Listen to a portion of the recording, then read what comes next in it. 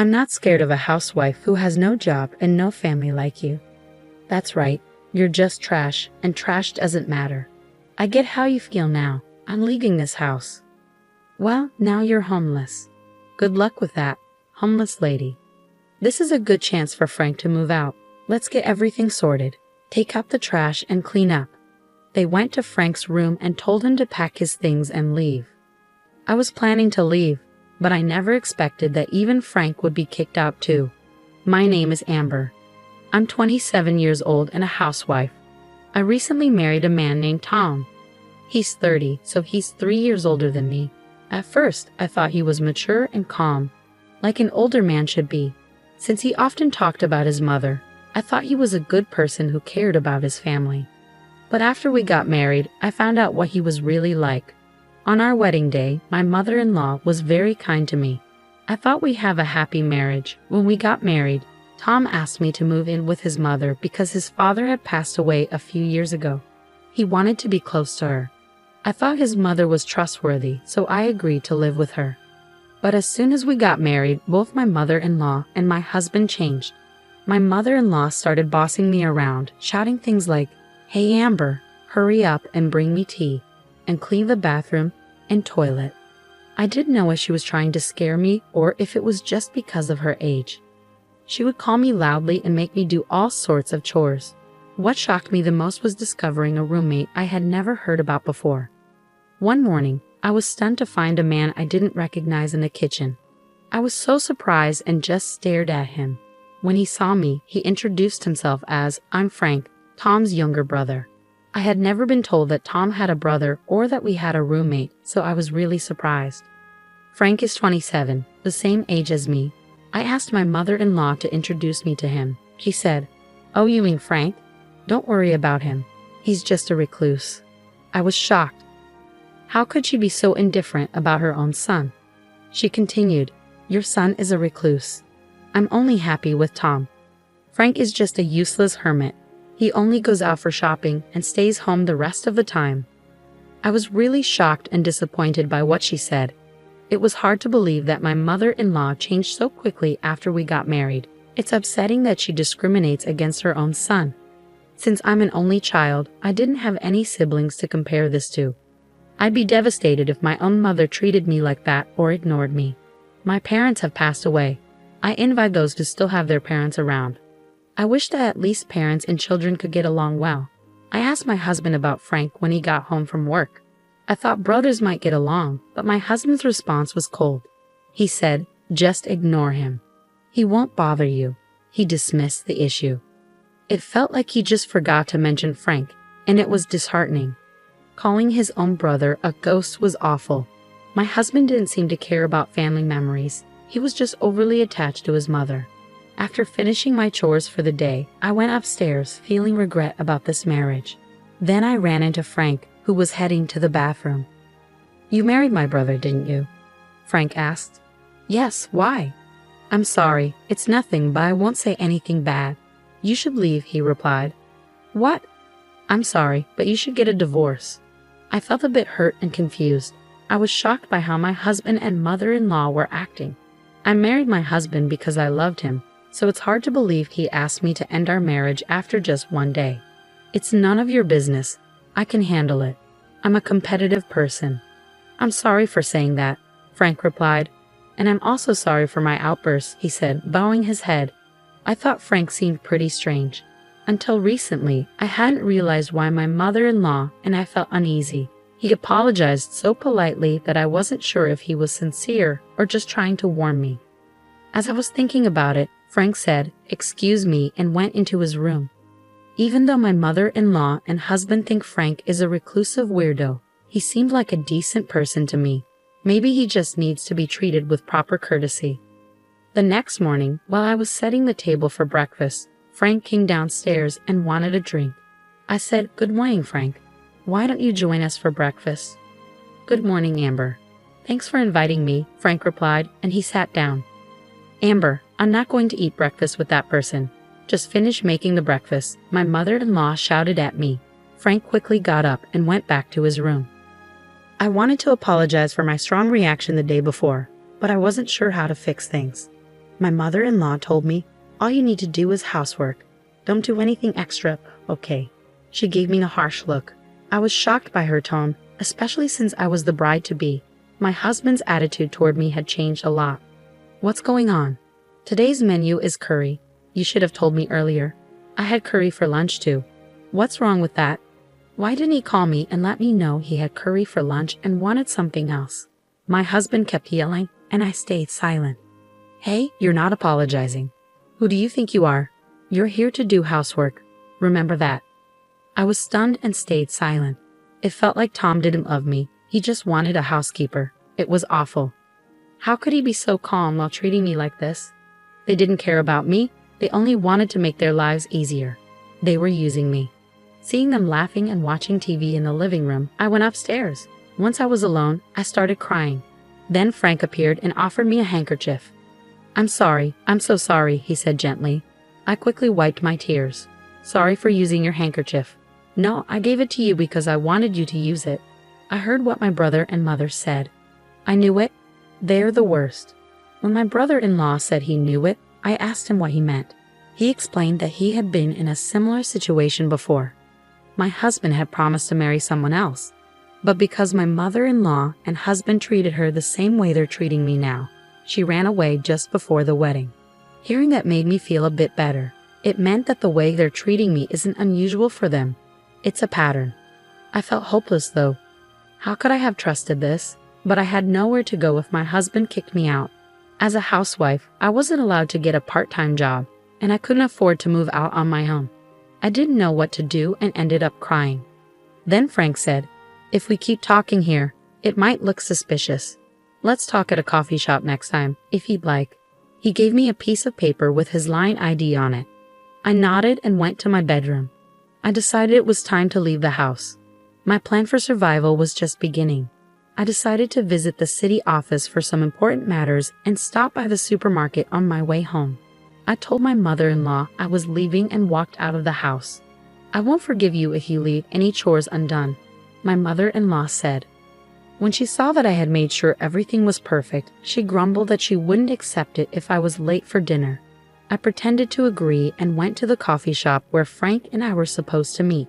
At the coffee shop, I told Frank that my parents were gone, and I couldn't rely on them for support anymore.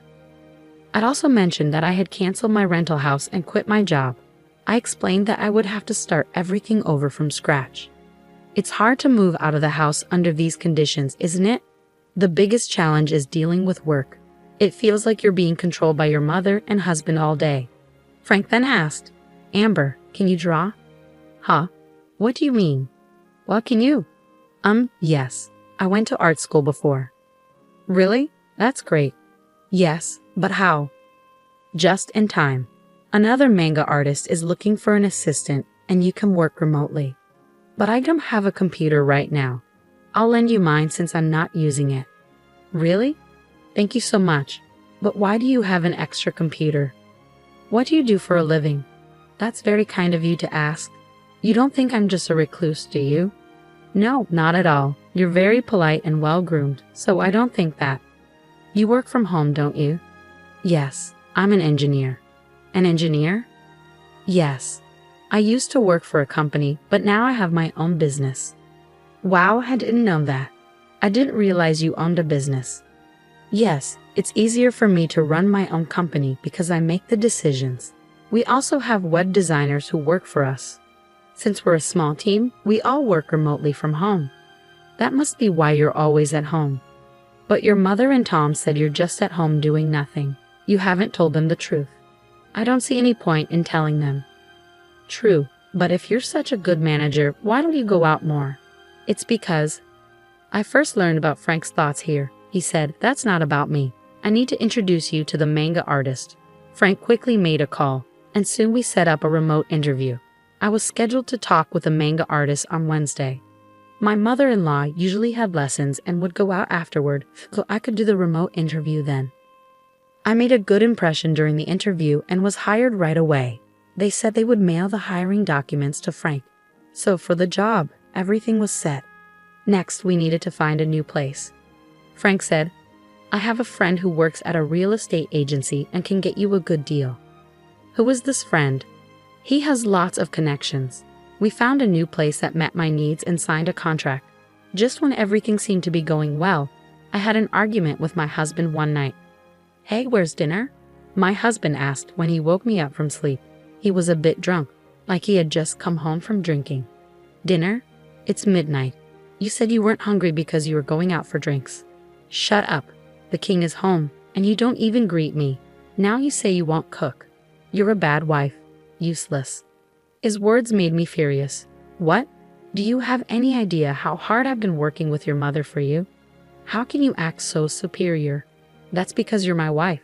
You should support me and take care of the house. If you can't do your chores, don't argue with me. A wife who can't handle housework is like trash." As he said this, the door opened and my mother-in-law came in. "You're like trash. Frank is trash too, and this place is a mess," my husband said, sneering. "Yes, let's go. I need to deal with our trash." "What did you just say?"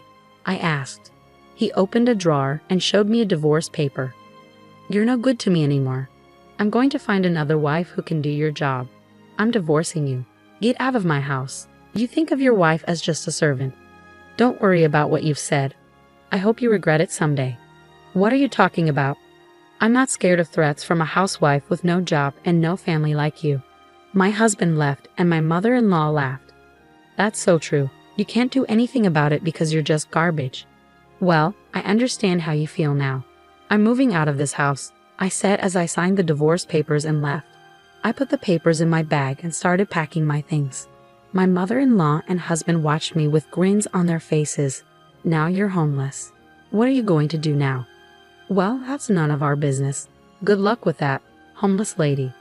Oh, and Frank should get out of here too." "Yeah, let's clear the place out. After we get rid of him, we'll tear down this wall, remove it, and connect it to my place. It'll be much bigger and more comfortable." My husband and mother-in-law were already planning what to do next. They went to Frank's room and told him to pack up and leave. I was going to leave anyway, but I never expected Frank would be kicked out too. I regretted letting my emotions get the best of me and having that fight. "I'm sorry, Frank. It's my fault." "No, don't worry. I've realized I can't live with those people anymore. Plus, I've got something new I'm excited about." "Maybe that fight was a blessing in disguise," Frank said with a smile. I was relieved he wasn't upset about leaving. 2 days later, on Wednesday, when my mother-in-law was out of town, Frank and I called a moving company and moved out. "You finished moving?" My mother-in-law called my new place. "Don't worry, we've already left." "Frank moved with you, right?" "Yes, we moved out together." "I'm glad I don't have to see you two anymore," my mother-in-law said, ending the call cheerfully. What she didn't know was that Frank and I were planning our revenge. I had just moved into our rented house and was starting fresh. Thanks to Frank, I received a substantial amount from my husband in the divorce. Frank had secretly recorded my husband and mother-in-law's harsh comments during our fight. These comments were considered harassment, so the divorce was ruled to be due to their actions. As a result, I was awarded a large alimony payment, which was my first taste of revenge. Frank's lawyer friend handled the alimony case for me. My husband was shocked and agreed to the payment. I was grateful for Frank's help, even though I still wondered who his lawyer friend was. A few days later, my ex-mother-in-law called me several times, like a persistent demon. I thought I had forgotten to block her number, so I answered. "Amber, where are you?" "I'm not telling you. I'm a stranger now." "Please don't say that. I'm calling because..." Where's Frank?" "Huh? Why are you asking about Frank?" "I'm trying to find him but can't reach him." "That's too bad. Maybe he doesn't want to see you anymore," I taunted her. The tone changed. "Don't be silly. You moved out together. You must know where he is. A bunch of jerks." "I know where he is, but I won't tell you. Look for him yourself." "Where are you anyway? You have no home, no job, no place to live. If you beg me, I might let you come back, but you'd have to be my housekeeper." "I'm not coming back. I have a job and a place to live now. I don't need to come back to you." "That's a lie." My ex-husband was surprised that I had moved on so quickly. "Well, I don't mean to correct him. Please don't call me again. If you do, I'll call the police." "Wait a minute." I ended the call and blocked my mother-in-law's number. I had already blocked my ex-husband's number. They were panicking because they had just realized the truth. They mistakenly thought my father-in-law left them a lot of money, but it was actually Frank who had been sending money to their account every month. My mother-in-law thought Frank was a recluse and unemployed, not knowing he was secretly providing for them. When Frank was kicked out, he stopped the money transfers. They must have realized who had been supporting them. But it was too late. Frank had already cut ties with his mother and brother. My ex-husband had no money to pay the alimony, and my ex-mother-in-law relied on the money Frank used to send. Without it, she was in trouble. They got what they deserved, and I felt no sympathy for them. By the way, Frank bought a luxury flat in Tokyo and is living comfortably. He kept his promise to his father, who loved him despite the cruelty from his mother and brother. Frank supported them secretly to fulfill his father's wish. The two who kicked out such a kind-hearted person are the worst. I met Frank once after we moved out. He said he made a promise to his father, and I agreed. I hope he finds happiness. I was grateful for Frank's support, and he's an important person in my life. A year later, he proposed to me, but that's another story. It's surprising how someone can change so much after marriage. It's like a marriage scam. I'm glad to be married to a reliable person now. Despite the challenges, I'm happy with how things turned out. Thank you for watching until the end. Please subscribe to our channel if you liked it. See you in the next video.